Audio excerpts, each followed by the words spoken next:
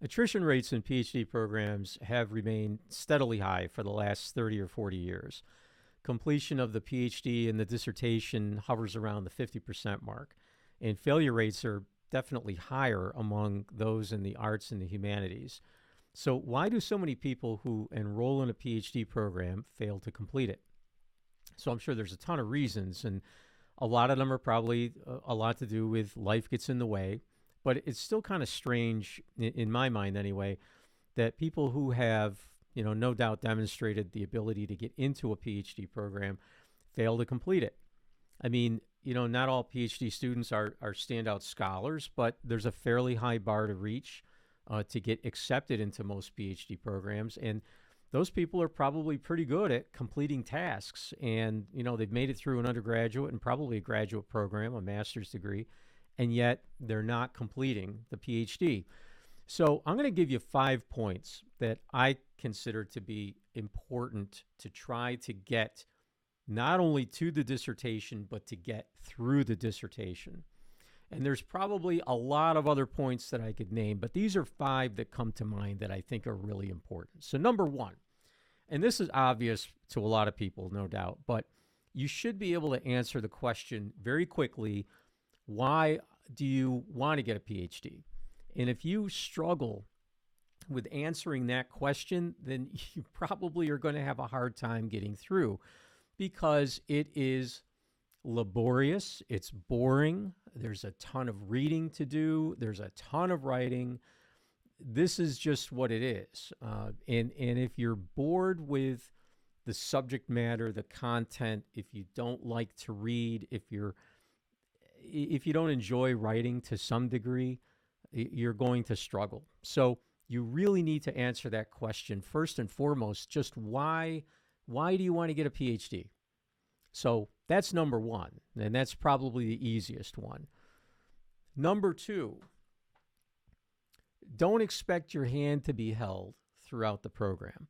I mean, many doctoral students think that they're going to have peer guidance and faculty guidance at every step along the way, and that's just not the way it is. I mean, of course, you're going to have classes in the beginning. You're going to have didactic coursework. It's going to be similar in a lot of ways to what you experienced in undergrad or even grad school, but your course faculty is going to expect a lot more of you.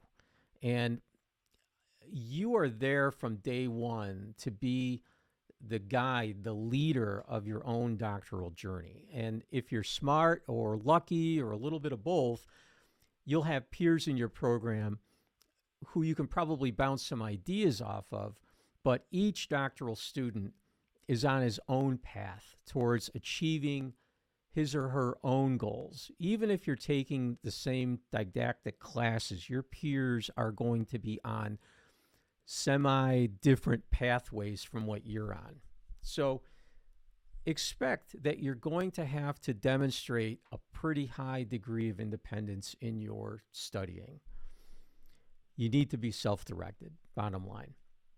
Number 3, this is a big one as well. When you get to the point of dissertation, you have to already obviously have a research topic in mind. And you should be thinking about a research topic probably on day 1 of your program. You don't have to have it nailed down, but you should have a pretty good idea of what your research interest is. And the big problem that people present to themselves is that they choose too broad of a topic for their dissertation. And this is just a huge problem with so many students, and it's understandable. I mean, for most of us, we don't have the experience on how to narrow that focus. And yet you have to eventually realize that if your topic is too broad, you're going to be forever in the proposal stage with your committee, for example. You're going to be constantly trying to narrow and further narrow your topic to something that's more manageable. Trust me, even though the faculty and even your committee and chair may not be there to hold your hand per se, they're not going to let you proceed to dissertation without a doable topic. And that means rewrite after rewrite as you try to get a research proposal approved. A big mistake a lot of students make is they think that the PhD dissertation is akin to their life's work. And I'm here to tell you, it isn't. In fact, if you're like most PhDs, the dissertation is never read by anyone except yourself, your committee, and maybe a family member if they're really kind. And that's it. No one else will ever see it. So your big work, your big contribution that you want to make to the body of knowledge is going to come after you graduate. For now, you just have to find a narrow research topic that is doable without a lot of time-consuming data collection or statistical analysis. The dissertation is actually your chance to put to use the techniques of research and your writing ability to demonstrate to your committee that you're capable of contributing to the body of knowledge in whatever your discipline is. It's great if your dissertation does stand on its own as some seminal piece of work. That's awesome, but that's not, or at least it shouldn't be, the goal of your dissertation. So keep it real. Don't go overboard on your research topic. Number 4, not following the advice of your dissertation committee. Your dissertation committee should be comprised, first of all, it should be comprised of people that you've chosen to supervise your work. Most importantly, your committee chair. In some programs, you might be required to select a committee member who has maybe some experience that closely matches what you intend to study. And in some cases, you may also be able to choose a colleague, someone that you work with who has a doctorate that might be familiar with your learning style, for example. Most programs allow you to appoint one person who's not part of the university to sit on your dissertation committee. That's not universal, but a lot of programs allow that. The other members of your dissertation committee should be professors who you believe that you can work well with. Stay away from faculty who, even though they may be smart and they may actually know a lot about your topic, if their personality doesn't mesh well with you, then don't get them on your committee. It's going to be a problem, particularly as you start being asked to edit and revise parts of your work, and especially if you don't agree with those requests. But overall, despite who may be on your dissertation committee, you have to listen to their advice. They're on your side, but they also don't like to have their time wasted. And they also remember the advice that they give you. And if they find at the end of the road that you haven't followed their advice, they're going to remember that. You may not remember their advice, but they'll remember that they gave it to you. So you have to remember your committee is also, it's human. They're humans, right? And they're busy. And quite honestly, they're not getting paid a whole lot to be on your committee. So my advice is, again, see the big picture. You're trying to graduate, and you're going to have a tough time if you're frequently butting heads with your committee members. Sometimes it's best to just go with the flow, take their advice, and move on. If they're happy, you're more likely to reach dissertation and have a successful defense. Wait till you graduate, and then knock yourself out with whatever research topic you decide to take on. All right, and number 5, and this is a big one, and this is the death knell for most PhD students, I think, and that is procrastination. When you start a PhD program, like I said, you're going to be taking classes, and it might seem a little bit like your master's degree program, for example. You're taking notes, and you're reading, and you're writing, and you're taking exams, but assuming that you don't procrastinate through your didactic coursework, you're eventually going to reach that moment where you're truly all alone. Writing your dissertation is a very lonely place, and you're totally on your own. And if you chose a research topic that really doesn't interest you a whole lot to begin with, you're in real trouble, because you're going to have to sit at a computer and you're going to have to look at your work every day. You'll have to read and reread your own writing so many times. And if you don't like it, you're going to take more and more time away from your desk, and you're going to start to procrastinate. Now, it's important to not confuse procrastination with laziness.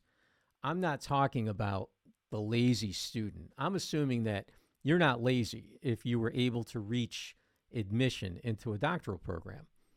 What I think happens to many of us in a doctoral program is that we are by nature very self-critical. We're almost perfectionists in some ways.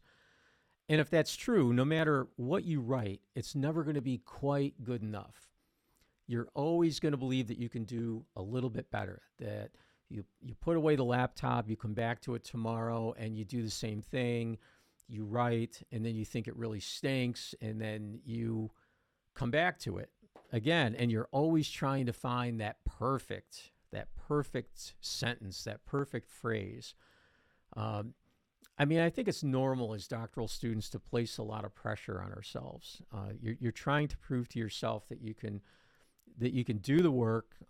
You're trying to prove it to friends, family, colleagues that you're capable of achieving your goal, and you're trying to prove to your committee that you're bright and that they made the right decision by accepting you into the program. My advice is this. You may have focused on GPA throughout your entire academic career. Well, in doctoral study, GPA really isn't what you're shooting for. I'll take that back a little bit, because through your didactic coursework, you have to maintain a pretty high GPA in order to stay in the program. Okay. But once you've completed didactics, you've taken your comprehensive exams, now the GPA isn't the issue. The issue is completing that dissertation. It's like actually starting a whole new program when you get to the dissertation phase. You're being evaluated, again, not on the topic that you chose to study, but how well you can guide yourself through that process to completion. How well can you meet deadlines? How receptive are you to criticism? How well can you keep your focus? These are all the things that your committee is going to be watching pretty closely. Your committee just wants to see that you can do the dissertation and follow it through to the end. So to sum it all up, completing a doctoral program is like, eating an elephant, one bite at a time. You've probably heard that before. I heard it a million times through my program. And it's true. Just be consistent and be persistent. Tell yourself that nothing is forever, including this phase of your life. And once it's over, no one can take that PhD away from you. It's not easy, and it's not supposed to be. I often looked at the journey as like some sort of admission to a club. The club members want to be sure that you're worthy of the degree, and they're very protective of that degree, and so they don't want to see it diluted with people who otherwise, might not pack the gear to actually finish the program. So I'm sure that when you complete it, you'll probably feel exactly the same way. So I'm sure that there's a lot more tips and suggestions out there on how to avoid failure in a PhD program. But it all comes down to one thing, and that's you. You're in control from beginning to end. And if you keep your hands on the wheel, you're eventually going to reach the end of the road. So good luck to all of you who are either in a doctoral program right now or might be considering doctoral study in the future. If you have questions, please don't hesitate to reach out to me through the comments section. If you found any of this helpful, please consider subscribing to the channel. And until next time, thanks for watching.